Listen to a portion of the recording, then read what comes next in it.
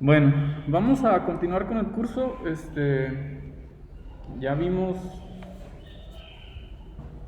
un montón de teoría de modelos, ¿sí? De modelos eléctricos, mecánicos.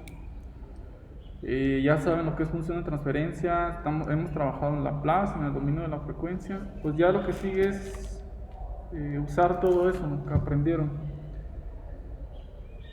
o que medio aprendieron, ¿no? Bueno, vamos a decir que lo aprendieron. Entonces, lo que sigue es precisamente ya aterrizar todo eso, ¿sí? Que me entiendan eh, por qué es que se estudia todo eso. Entonces, lo primero que vamos a ver son diagramas de bloques. Es posible analizar un gran sistema en bloques. Cada sistema puede ser representado por su relación entrada-salida. Por ejemplo, vean, lo que nos van a ayudar los diagramas de bloques es hacer las cosas más simples. Eh, Imaginen, por ejemplo, este va a ser un ejemplo nada más para explicarles qué es lo que estamos haciendo. Una resistencia, una inductancia, un capacitor. Se llama modelo pi de una línea de transmisión. Si se fijan, se llama modelo pi porque representa como a un pi. Esta es la resistencia del cable de la línea en serie, es la inductancia que se genera en la línea, y esta es la capacitancia que se genera contra el suelo y entre los cables, ¿sí? Entonces se divide entre dos para que quede aquí separada. Aquí está, o puede estar ahí la fuente, ¿no? Entonces imaginen que nosotros queremos poner otro pi aquí, o sea, calculamos los parámetros a otra frecuencia, ¿no? ¿Cuántos pis podríamos poner aquí? Pues los que queramos, ¿no? De acuerdo a la representación y digamos, a lo sensible que queramos que sea nuestro modelo, ¿no? Al final vamos a tener una carga. Yo calculo este pi a 60 Hz, a lo mejor este lo calculo a 100, a lo mejor el siguiente a 1000, y le calculo parámetros a la línea de transmisión, ¿sí? Entonces, yo puedo ver este de aquí como una función de transferencia, ¿sí? H1, y se va a estar multiplicando con otra H2, que es el segundo pi, etcétera. Entonces, para eso se utilizan los diagramas de bloques, nos van a facilitar, aquí sería la entrada, una FDS, y aquí una salida, una YDS. Sí, entonces los diagramas de bloques nos permiten utilizar una forma sencilla de hacer operaciones con sistemas, ¿no? O sea, esta función de transferencia yo ya la traslado aquí a coeficientes y pues ya puedo utilizarla aquí. Bueno, entonces lo que vamos a ver hoy es, vamos a revisar básicamente tres formas de hacer conexiones de transferencia, ¿sí? Todas parten de la original, que es esta de aquí. Esta es una función de transferencia. Estamos simulando que hay una entrada. La entrada, si recuerdan, siempre utilizamos a FDS. Llega la función de transferencia y tenemos una salida, YDS, ¿sí? Y vamos a empezar a utilizar cierta matemática, que es la que vamos a empezar a ver ahorita. ¿A qué es igual la salida? Pues a la función de transferencia que se multiplica por la entrada, ¿verdad? O sea, llega la entrada, se multiplica por HDS y tenemos igual a la salida, YDS. Todo lo entendemos, ¿no? De hecho, de aquí sale la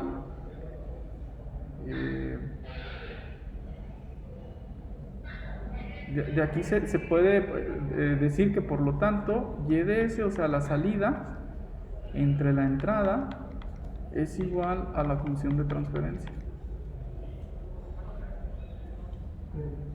¿Sí? Despejándolo de aquí. Y esto tiene ciertas implicaciones importantes porque, como ustedes verán, la función de transferencia en ocasiones es difícil de calcularla. De hecho, los sistemas que ustedes vieron, los eléctricos y los mecánicos, pues es relativamente sencillo. Pero ¿qué pasa si el sistema es muy difícil? Bueno, hay formas establecidas en ya establecidas, digamos, en la teoría, donde yo puedo utilizar una entrada, una salida y calcular una función de transferencia, pero medida. O sea, tengo un sistema, le doy una entrada, mido su salida y vean que la división de esas dos me va a dar la función de transferencia. Entonces, por ejemplo, ya en modelos más avanzados, hacemos ajustes de estas funciones. Se pueden hacer ajustes, esos ajustes te llevan a tener ecuaciones diferenciales y ya son calculadas y ajustadas con reglas. Eso es algo más avanzado, no es lo que ustedes van a ver. Lo que ustedes van a ver es entender esto de aquí. ¿Tienen alguna pregunta de estas dos ecuaciones? Es sencillo, ¿no? Ok, la primera conexión se llama en cascada. En cascada vamos a tener una función de transferencia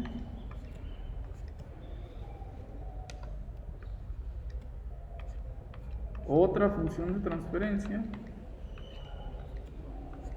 y pueden ser n, ¿no? Pero lo vamos a dejar así. Aquí tenemos una salida y aquí tenemos una entrada. Y a lo que va aquí en medio le voy a llamar WDS. ¿Sale? Entonces, de acuerdo a lo que vimos aquí en esta más simple, ¿a qué sería igual esta de aquí? FDS por H1 más WDS por H2. Ok, o lo mismo que usted dijo es la salida, que es WDS, ¿verdad? Es la salida de esta. Entre la entrada, FDS. Y esto se puede multiplicar por lo de acá, ¿verdad? Que sería YDS entre la entrada, ¿verdad? Que es WDS. Entonces aquí nos está diciendo que esto se puede ir.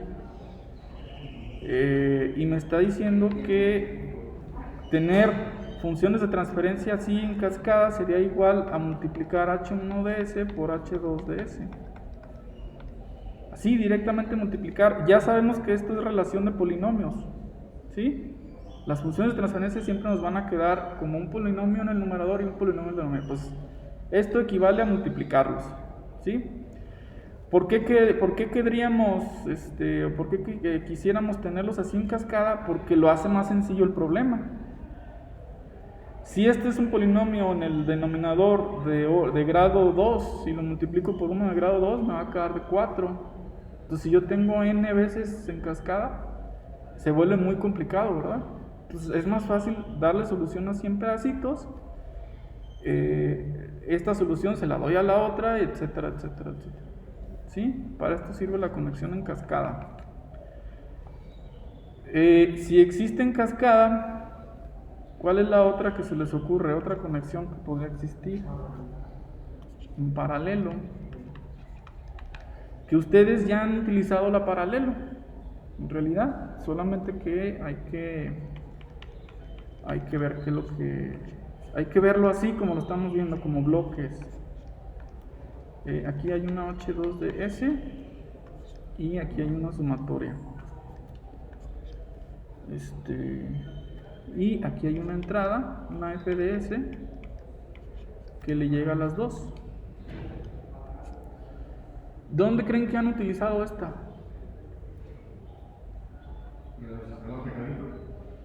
En realidad no es que sean sistemas mecánicos o eléctricos. Aquí ya estamos trabajando con las funciones de transferencia, ¿no? Ya dejamos atrás. Usted tiene un sistema y calcula su función de transferencia, entonces ya lo otro queda a un lado. Pues cuando calculamos, por ejemplo, diferentes corrientes, la entrada para toda esa. Ok, puede ser. Por ejemplo, si usted tiene un sistema y calcula su función de transferencia, entonces ya lo otro queda a un lado. Usted tiene un sistema y calcula su función de transferencia, entonces ya lo otro queda a un lado. Ok, puede ser. Si usted tiene un sistema y calcula su función de transferencia, entonces ya lo otro queda a un lado. Ustedes ya lo han hecho. Estos vienen siendo fracciones parciales. Entonces, si lo notan, ustedes hacen funciones más simples, ¿no? Puede ser un lambda 1 entre s más 1. Aquí le voy a poner sigma 1, por ejemplo. Más un lambda 2 entre s más sigma 2, etcétera, ¿no? Y esto es una f de s, ¿no? Entonces, si se fijan, esta de aquí es una función de transferencia, pero muy simple, porque la fracción parcial se las hizo simple. Ah, pues puede ser esta de aquí. Esta puede ser esta de aquí. Entonces, si tienen 10 fracciones parciales, pues tenemos aquí un sistema en paralelo 10 veces, ¿sí? Si esta es, por ejemplo, una impedancia y se multiplica, como dice el compañero, por una corriente, por un voltaje, pues ya tenemos aquí que sería lo mismo multiplicar cada una de estas, así, y luego sumar el resultado para tener aquí una salida, ¿no? Entonces, por lo tanto, aquí para tener una función de transferencia completa sería necesario hacer un h1 de s más h2 de s más etcétera a la n, ¿verdad? Aquí sería la entrada y aquí sería la salida. ¿Por qué hacemos fracciones parciales? Para facilitar el problema, ¿verdad? Porque si yo la sumo de nueva cuenta, pues vamos a tener aquí un polinomio muy grande y es difícil trabajar con eso. ¿Preguntas? Profe, ¿y ahí cómo quedaría la ecuación? ¿Cómo? Ahí cómo quedaría la ecuación. ¿Y S entre F de S es igual a la sumatoria? Es que es igual a esto, fíjate, tienes f de s,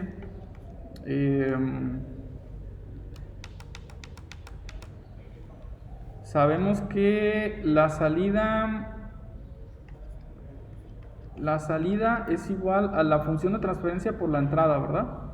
Entonces, si nosotros tenemos h1 de s más h2 de s más hn de s, está multiplicado por f de s, ¿no?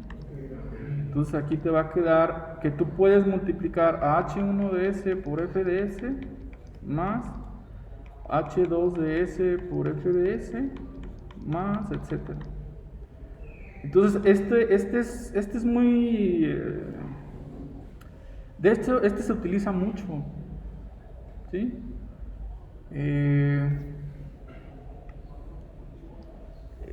Esta introducción que les estoy dando en realidad la usamos poco, ¿sí? Pero les abre un panorama de que hay una forma de hacer matemáticas diferente.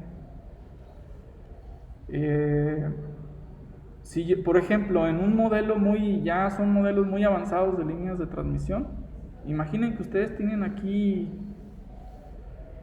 ¿qué les gusta? Un ajuste de 30 polos, o sea, 30 veces esto, ¿sí? ¿Están de acuerdo que esto me representa una ecuación diferencial de primer orden? Uno solo de estos. O sea, es lo más simple que puede haber. Si yo me traigo, imagínense que no hay otras por aquí. Si yo me traigo este por acá, tendríamos aquí un S más sigma 1 que multiplica f de s, ¿verdad? Y ese es igual al otro. Total, que esta es la representación básica de una ecuación diferencial de primer orden. ¿Sí? Entonces, si yo quiero hacer un modelo muy avanzado, lo que hago es tener n ecuaciones diferenciales de primer orden. Y es más fácil resolver n ecuaciones diferenciales de primer orden que una a lo mejor de orden 30. Los métodos numéricos para resolverlas de orden 30 pues no van a funcionar. Es un orden muy alto. Entonces lo que hacemos es partir el problema en pedacitos y luego sumarlo, ¿sí? Pero si se fijan, todo esto se hace con representación, como dice aquí, con diagramas de bloques. El que sí vamos a utilizar es el que sigue.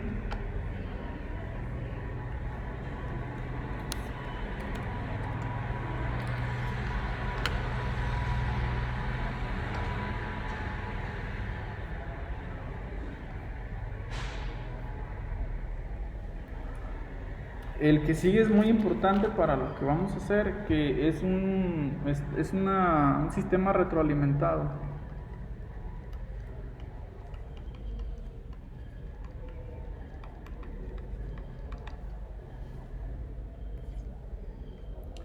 ¿Sí entienden esto como sumatoria, verdad? Ok, hay una sumatoria ahí, tenemos un GDS, podemos utilizar GDS, HDS, FDS, lo que sea. Y aquí hay una salida YDS, pero esta salida se está retroalimentando y puede llegar aquí a otra función de transferencia. Ya complica el asunto, ¿verdad? Con este, digamos, con este orden. Y aquí yo puedo hacer una sumatoria, pero puedo ponerle que este sea negativo, entonces en realidad es una resta, ¿verdad? Y aquí tengo una entrada FDS. Ya se ve diferente, ¿verdad? Ya se ve como más complicado. Este tiene un equivalente, que es el que vamos a calcular ahorita. Lo que sale aquí, si se fijan, aquí hay una diferencia entre la entrada y lo que llega por acá. A este le voy a llamar EDS, que tiene un por qué llamarlo E. Estamos pensando que es un error, aunque ahorita no lo vemos como un error, pero le vamos a llamar E. De acuerdo a lo que les expliqué, ¿a qué sería igual E de S?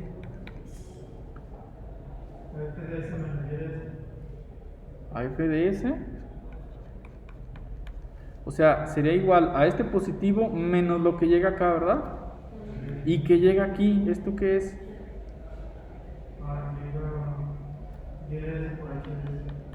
HDS por YDS, ¿verdad? Este es menos. Ok, es pura matemática. ¿A qué es igual la salida? YDS. FDS por HDS. No, por GDS. No, lo que está aquí, ¿a qué es igual? A EDS por GDS.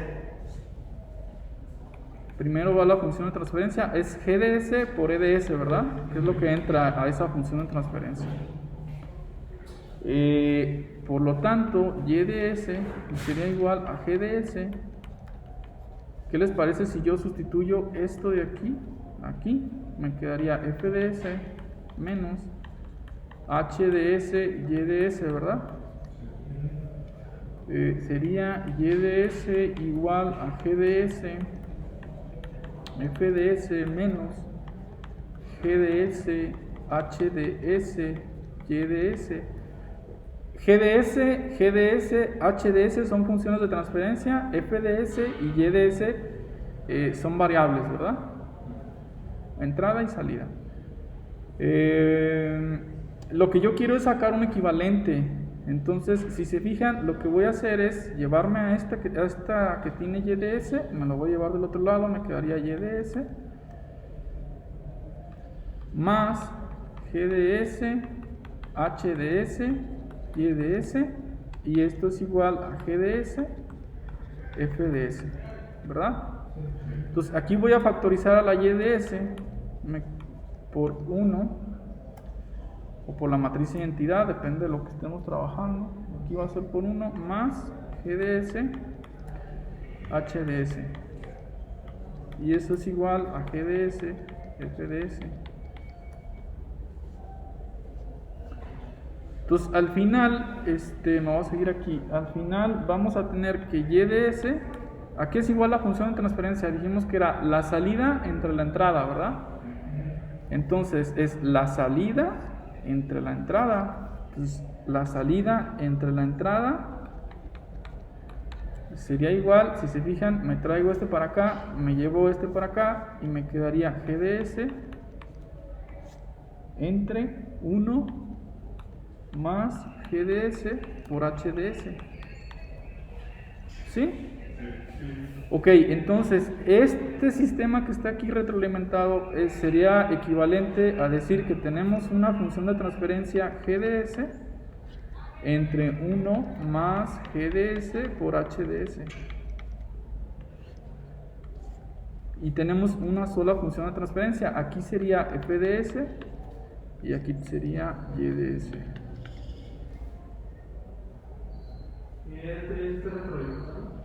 Aquí ustedes lo vamos a ver más adelante. En realidad esto sí se utiliza, lo vamos a ver en control.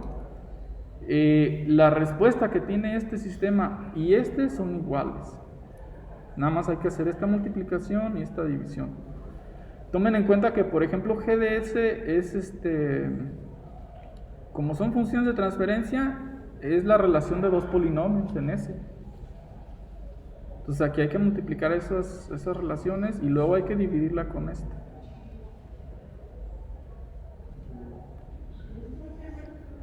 Que no está tan difícil, nada más se ve ahí algo, se ve raro, pero no está difícil. ¿Preguntas? Ok, entonces una vez visto este tipo de álgebra que vamos a utilizar, ya podemos empezar con controles, con controladores.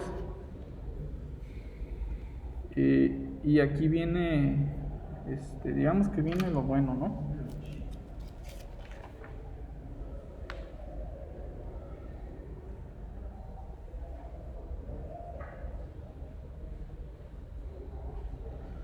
Les voy a dejar una tarea para que lean una parte del libro.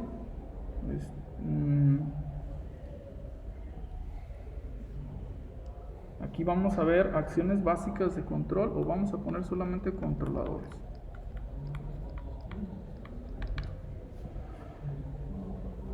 ¿Qué es un control entonces para ustedes? ¿Cómo definirían un control? Un controlador. Pues como una operación que nos permite modificar nuestra salida. Un proceso. Ok, ¿alguien más?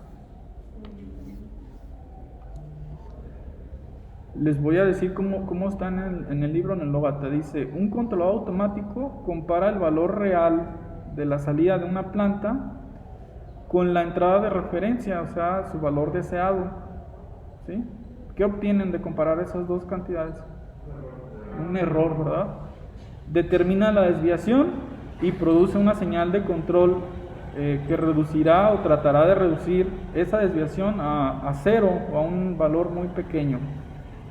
Y a eso se le conoce como acción de control. Entonces estamos hablando de un controlador automático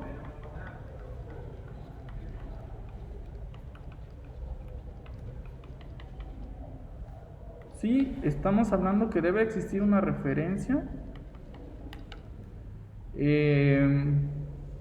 Por ejemplo, un aire acondicionado sería el set point, ¿sí? El numerito que ustedes le ponen al control, esa es su referencia. Y ustedes quieren que el aire acondicionado o la temperatura del cuarto llegue a esa referencia.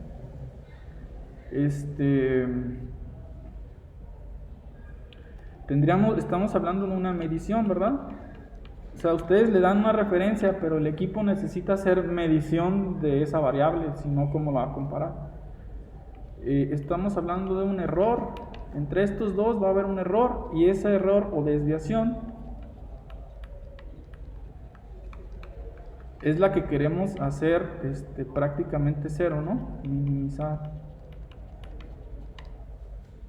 Y es ahí donde va a entrar la acción de control.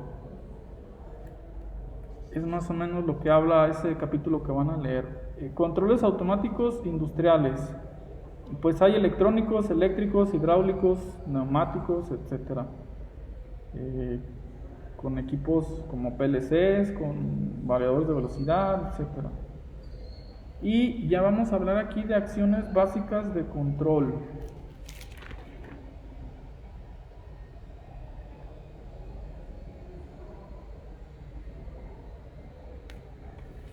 Voy a poner un diagrama de control, es el que quiero que ustedes lean en el libro, más o menos. Aquí hay un amplificador.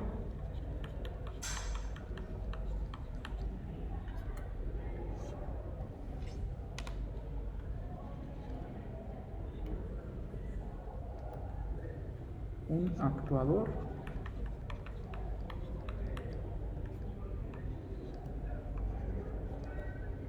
Aquí está la planta. La planta es el sistema en el que estamos trabajando, ¿no? Que puede ser la función de transferencia. Y aquí está la salida. Este se retroalimenta. Perdón. Hay un sensor, ¿verdad? El sensor está midiendo esa salida y lo retroalimenta aquí contra quién, contra la referencia.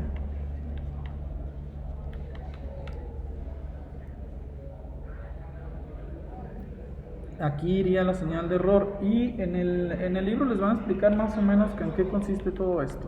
Nosotros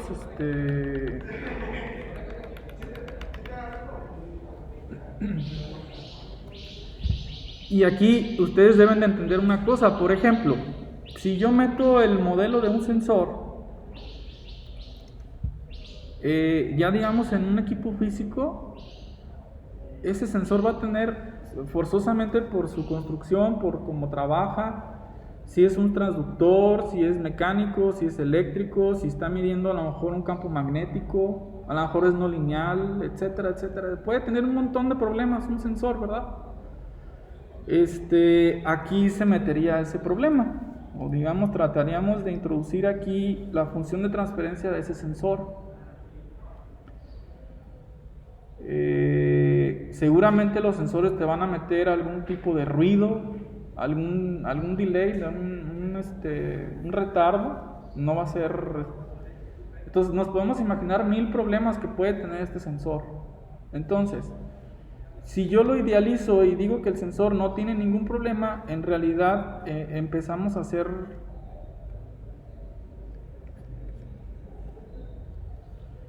Voy a decir que aquí está la salida. ¿Sabes qué? Mi salida es esta y mi sensor no tiene ningún problema. Entonces yo voy a decir que mi sensor me está midiendo y me está mandando mi señal directamente así. ¿Sí? Este es un 1, pues. Estamos empezando a idealizar cosas, ¿no? Entonces lo que yo quiero que vean es que mucho de lo que vemos en teoría empezamos a despreciar situaciones que en la vida real sí van a pasar. ¿Sí? Tienes una referencia, va a ser negativo, tienes aquí una referencia. A la salida de aquí va a haber una... de aquí, lo que viene ahí en el libro que le llaman, va a ser como una especie de acondicionamiento de la señal. O tratan de poner aquí ese acondicionamiento de esta señal. Aquí estamos viendo un controlador, ¿sale? Tienes una referencia, tienes una salida, esa salida la está midiendo el sensor, la envía aquí y aquí está el error, ¿verdad? Entonces ese error se tiene que acondicionar para que trabaje bien y después llegamos al actuador. ¿Qué podría ser un actuador? Por ejemplo, un actuador debería de ser, imaginen en un sistema eléctrico donde queremos controlar la salida de voltaje, entonces necesitamos que el actuador sea, por ejemplo, la fuente que me permita modificar el nivel de voltaje, ¿no? Este es el elemento que le va a estar diciendo a la planta cómo moverse, ¿no? Que también va a tener problemas.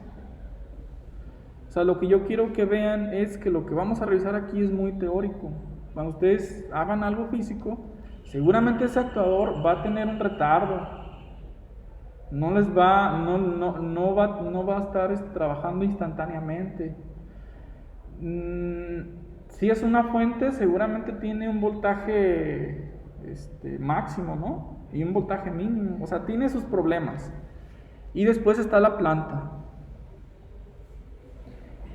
Dentro del actuador podemos decir que ahí va a estar también el controlador. Entre el actuador y el control le van a decir a la planta hacia dónde moverse.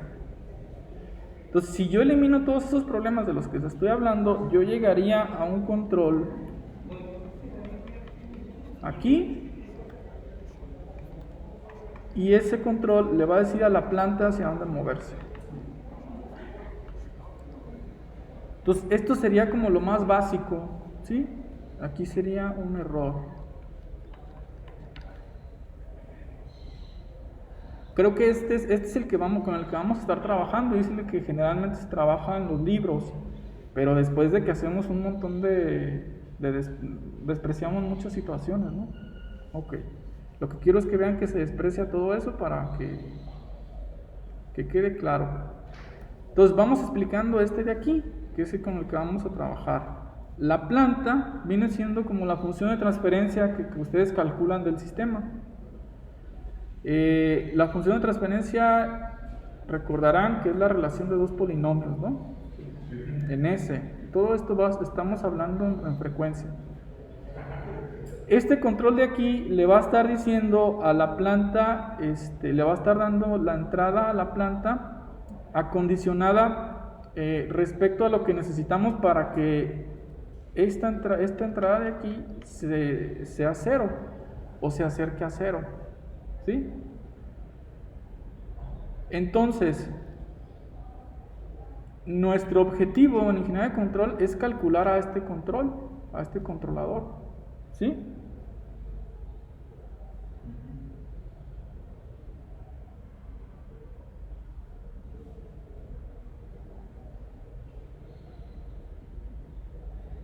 Porque la planta ustedes o la conocen o la podemos medir, pero el controlador pues es el que hay que calcular. ¿Más o menos queda claro? Sí.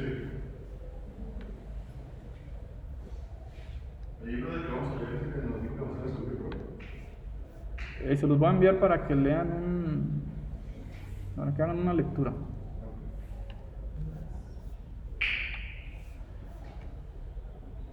Ok, entonces, ustedes sí conocen acciones de control. ¿Cuál es el control más simple que conocen?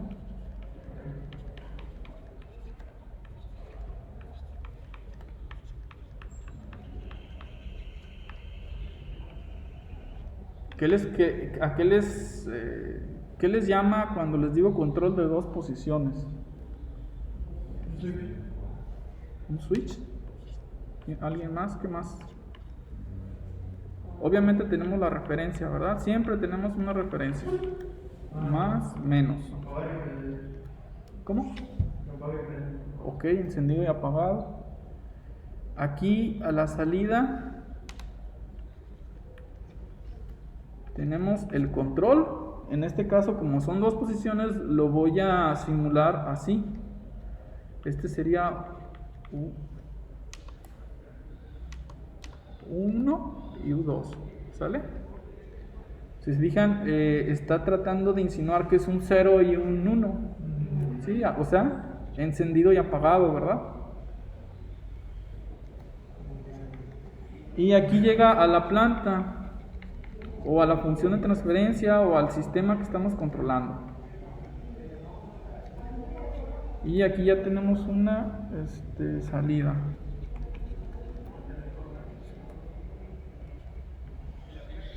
Considero que el sensor no pasa nada con él, entonces así sería mi control a dos posiciones. Este es el error, ¿verdad? En el dominio de la frecuencia le voy a llamar EDS, o sea, en el dominio de la plus, y en tiempo pues sería EDT, ¿verdad? E minúscula, E mayúscula. Hasta ahí todo bien. Y esto de aquí, lo que va aquí, le vamos a llamar VT.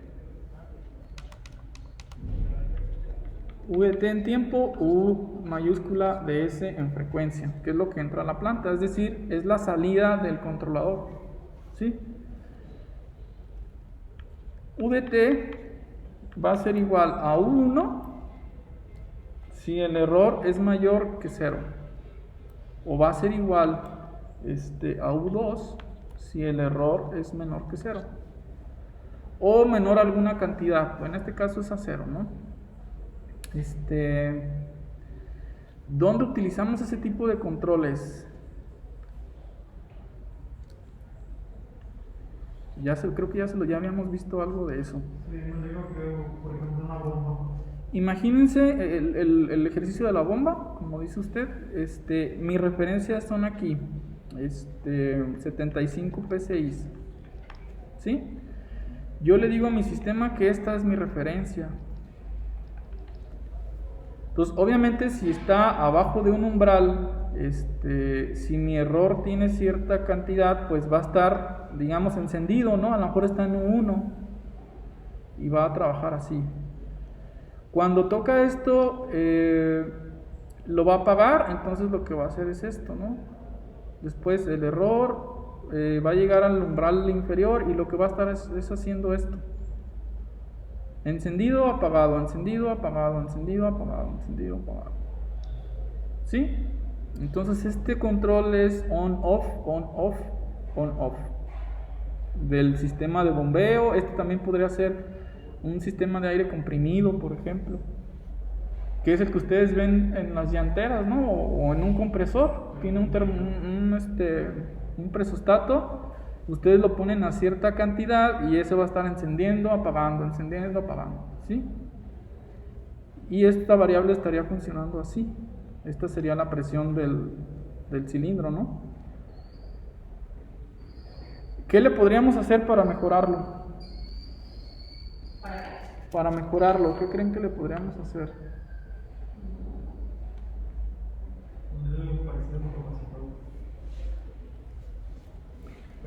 Lo voy a guardar.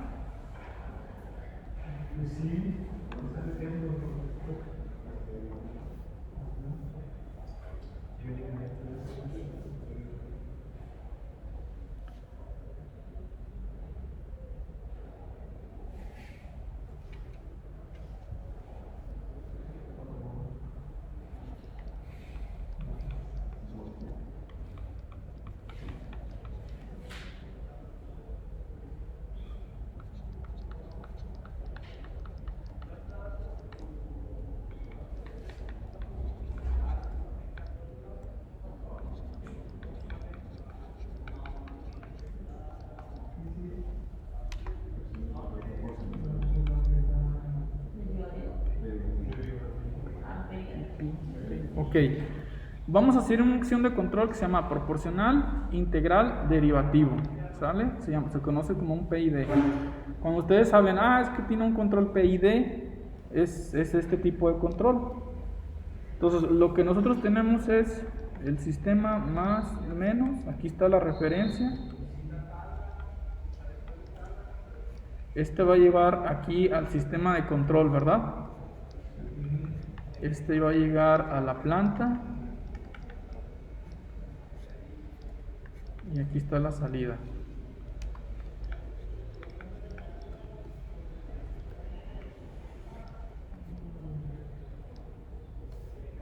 Y aquí se retroalimenta negativo, aquí hay un signo negativo. Entonces, aquí lo que tenemos es el EDS, ¿verdad? O EDT, el error. Aquí lo que tenemos es el UDS o UDT en el tiempo. Frecuencia y tiempo. Entonces, si se fijan, lo que estamos hablando es que el controlador le hace un tratamiento al error. ¿Sí? Algo le tenemos que hacer al error y algo le vamos a dar a la salida. Entonces aquí la pregunta es, ¿qué se les ocurre? Ustedes tienen un error, una señal de error, ¿qué se les ocurre hacerle a esa señal de error? ¿Qué le hacemos?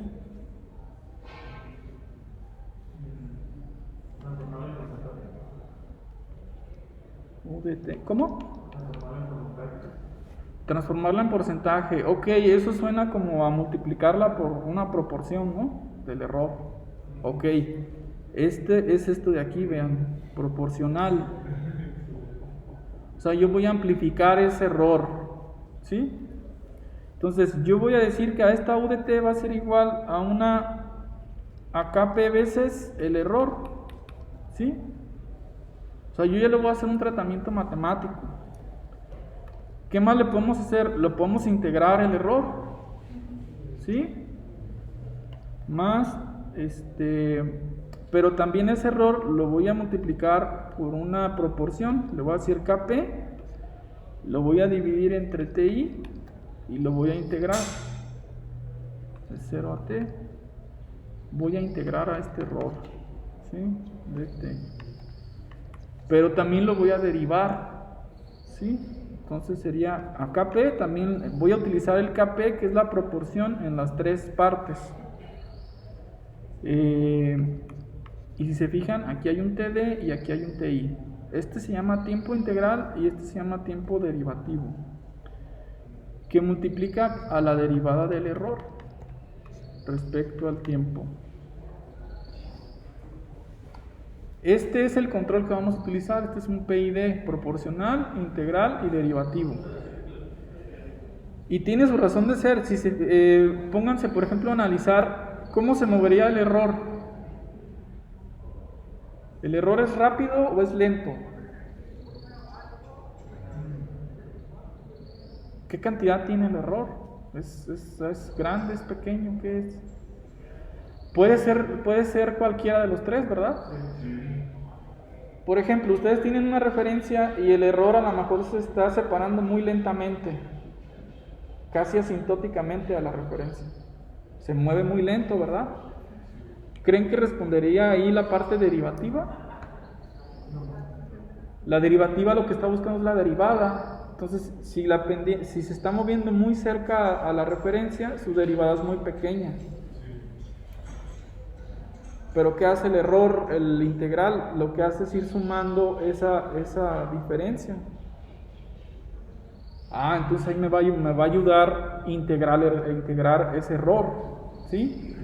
Ahora, ¿qué pasa si están en cero y de repente cambia muy bruscamente el error hacia arriba? Me va a entrar la parte derivativa, porque le está calculando la derivada de ese error. Aunque la parte integral sea muy poquita, porque a lo mejor en 2, 3 muestras no tenemos mucha área de integración, ¿verdad? Y la parte del Kp lo que me ayuda es a sintonizar mi control. ¿Sí? Eso lo va a hacer que actúe más rápido o más lento. Yo lo voy a sintonizar. ¿Sí? Entonces, si se fijan, estamos hablando de un Kp que está en las tres partes. Vamos a decir que esta es la parte integral, esta es la parte derivativa y esta es la parte proporcional, pero la parte proporcional está en las tres. Hay un TI que se llama tiempo integral y aquí hay un TD que se llama tiempo derivativo.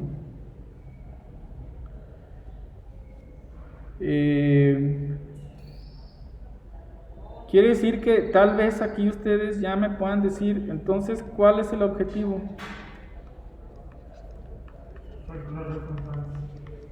Para un PID, pues sí, vamos a calcular el Kp, el TI y el TD. Este es el objetivo. ¿Respecto a qué? Respecto a la planta. O sea, estos parámetros deben de funcionar con la planta que yo quiero controlar. No pueden ser cualquier parámetro. Entonces, ese es nuestro objetivo, calcular al Kp, al Ti y al Td respecto a nuestro sistema. No puede ser a cualquier sistema. No es lo mismo tener aquí un polinomio con ciertos coeficientes a tener otro con otros coeficientes. ¿Pero ahí dónde va la ecuación? La ecuación de la planta, ahí es donde va. aquí va adentro, aquí. O sea, aquí pondríamos la relación de los polinomios dentro de este bloque. Y dentro de este bloque deberíamos de poner la ecuación que representa todo esto. O sea, que todavía no terminamos, ¿verdad?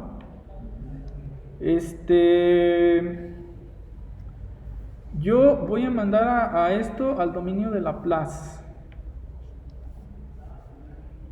¿Sí? Ustedes ya lo saben hacer. Es sencillo. ¿Cómo represento el UDT en Laplace? UDS es igual a ¿qué? A Kp es constante, queda igual, ¿verdad? E mayúscula ds más Kp entre Ti. La integral 1 entre S de ¿qué? De ds más KP, S. TD, S de S, EDS, ¿verdad? Voy a factorizar, aquí cuál es la entrada y cuál es la salida. la entrada es EDS. Nada más en este módulo, que es el que estamos trabajando, ¿verdad? La entrada es EDS y la salida sería UDS, ¿verdad?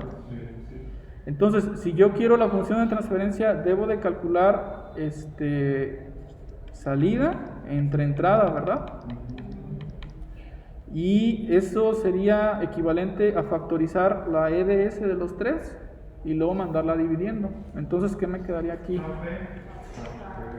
más KP de S Por 1, 13 más KP TDS. Entonces, este es mi función de transferencia del control. Yo lo podría poner, aquí otra vez podríamos factorizar KP. Me quedaría KP que multiplica. ¿Sí? Para hacer las condiciones iniciales deberían de ser 0, ¿verdad? Más TDS. Ok, por eso yo les hablé de una respuesta de estado 0 y una respuesta de entrada 0. Trabajamos con el estado 0, con condiciones iniciales 0, para eliminar esa parte. El control debería de funcionar. Por ejemplo, en el sistema anterior yo hice una gráfica donde nacía de 0, ¿verdad? La presión, así. Y hacía algo así. Pero ¿qué pasa si a lo mejor aquí son 75? A lo mejor no es 0, a lo mejor va a ser de aquí. A lo mejor el equipo tenía 30 PSI, ¿no? Pero como tiene que llevar a la línea, Va a funcionar, ¿no? Independientemente de la condición inicial, lo que queremos es que lo lleve a una referencia. Por eso de aquí vamos a despreciar condiciones iniciales. Vamos a trabajar con estado 0.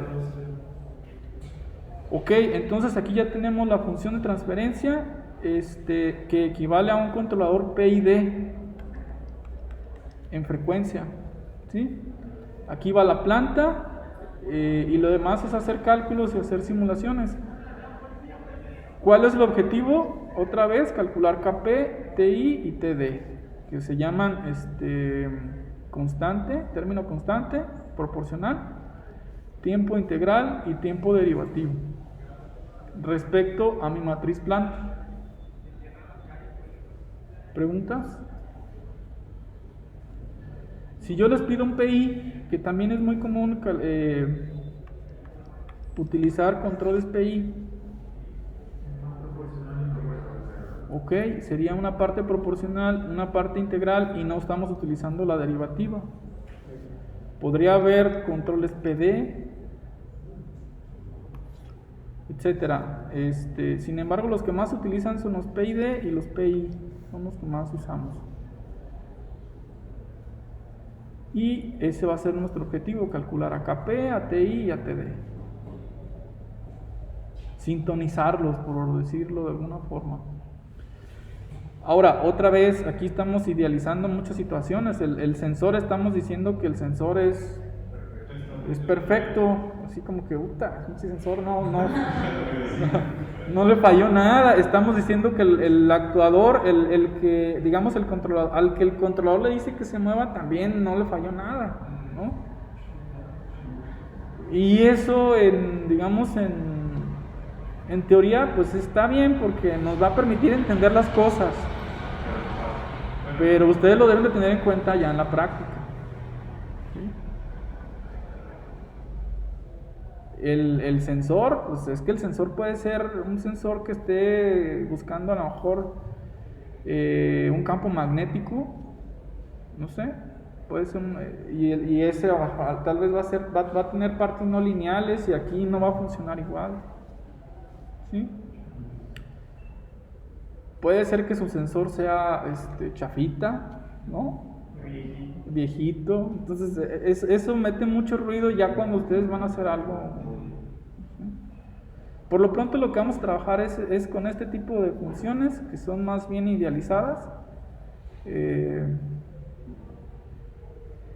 que en realidad es como aprendemos, ¿no? Porque si ustedes aprenden a utilizar bien y a calcular estos bien, cuando ustedes estén ya haciendo algo más real, pues ya ustedes empezarán a ver cómo se toma todo eso en cuenta. ¿Sí?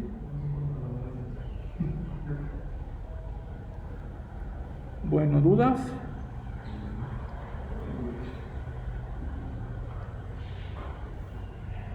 Bueno, hasta aquí la vamos a dejar porque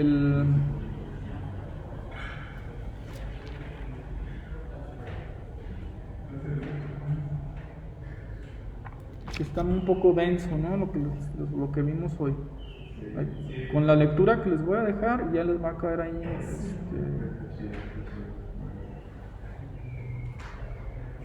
Bueno, entonces dejamos hasta aquí el video, ¿eh?